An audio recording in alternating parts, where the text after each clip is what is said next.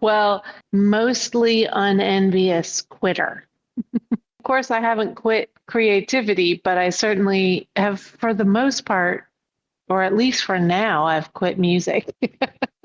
I found an art form that is not made out of my body and out of my soul somehow. Like there's this super comforting remove between what I am and what I make that is like, I'm so happy. Welcome to Dive Bar Music Club, the low-key, high-taste happy hour for music nerds. Each week, we're joined by a rotating cast of regulars, people who live and breathe independent music. This week, we're introducing you to Cary, a happily retired touring musician and celebrated visual artist.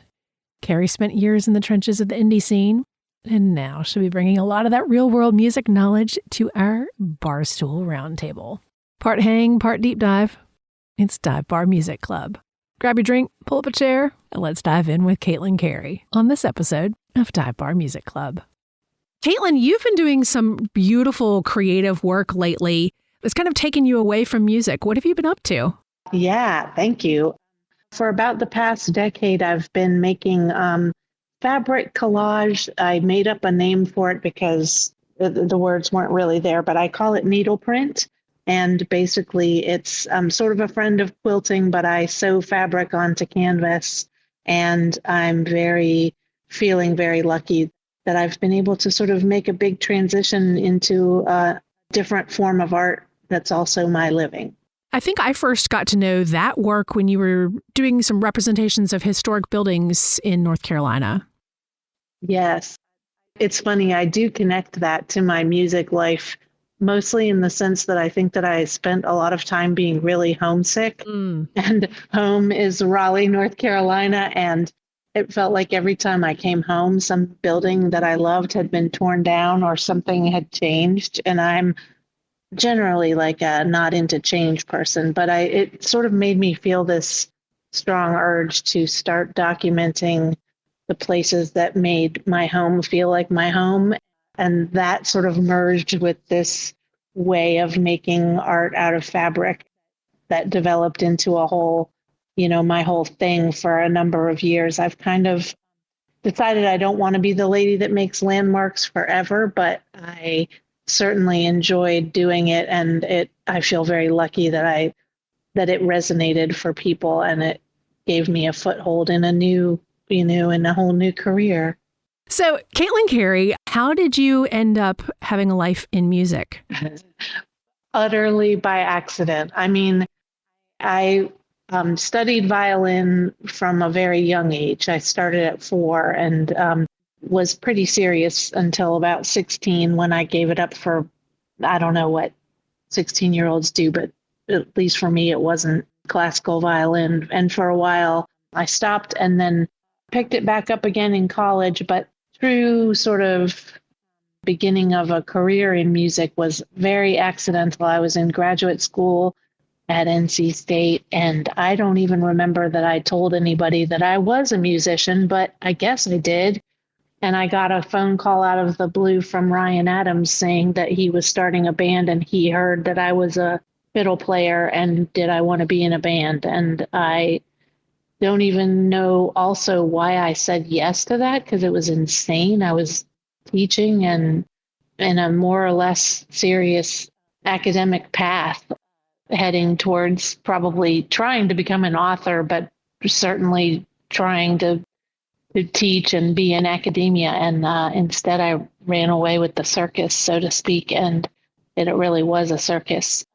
That launched into a couple decades of making music as my livelihood and my life.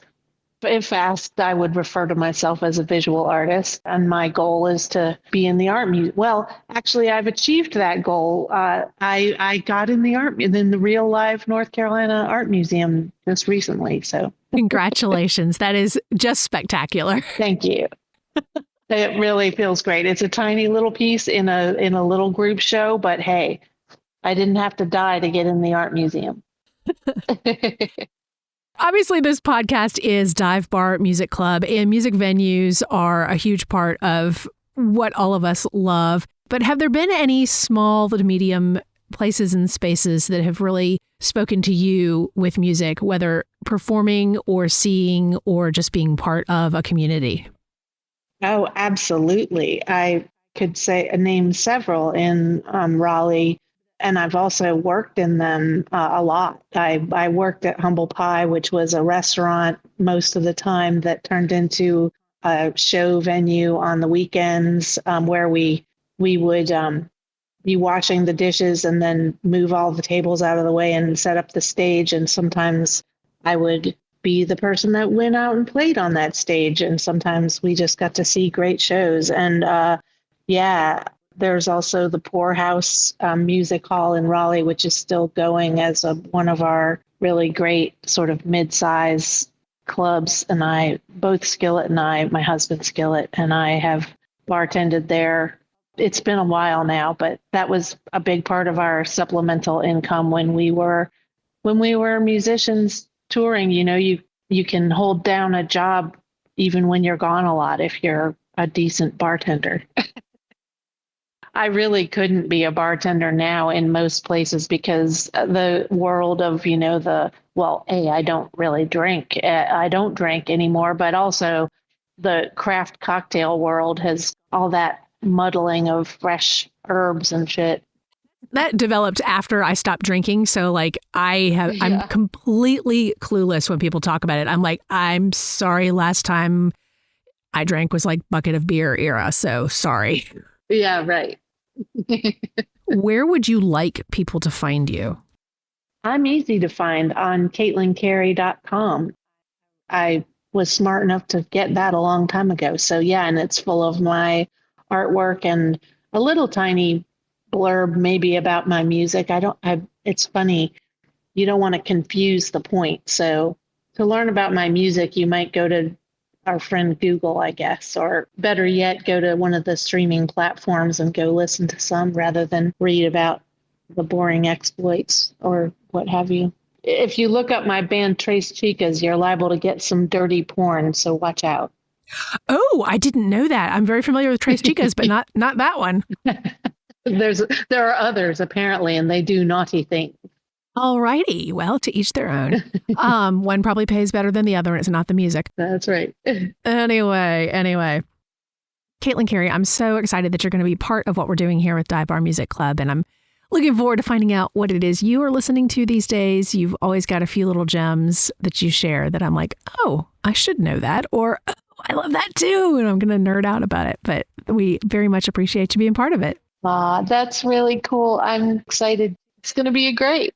Our music world is so fractalated, pixelated, exploded that I always feel like I'm missing something wonderful. So I really look forward to hearing other people's recommendations. That's going to be fantastic. And why they're passionate. You know, I've always said, like, I don't watch sports, but if I'm with somebody that's really into the World Series, I'm going to sit next to them and like totally catch their vibe, you know. So I'm looking forward to that part. You know, I'm much more likely to listen to something when someone passionately loves it and maybe listen for things that I didn't give a chance to previously as well. So I'm as excited about this as everyone else. So thank you. I sure appreciate it. Good to talk to you, Sloane. That's the last call at Dive Bar Music Club. If you like the hang, follow the show, leave a review, and tell your algorithm, gosh darn it, we're worth it. Better yet, share your favorite episode with a friend who actually stayed for the whole set. See y'all next time for the low-key, high-taste happy hour for music nerds. Hey y'all, thanks for sliding in the booth with us here at Dive Bar Music Club. I'm Sloane Spencer, a former radio host and the creator of a ton of different podcasts over the years, including another brand new one that is completely different. It's the Gen X Sleep podcast, Sleep with Rockstars.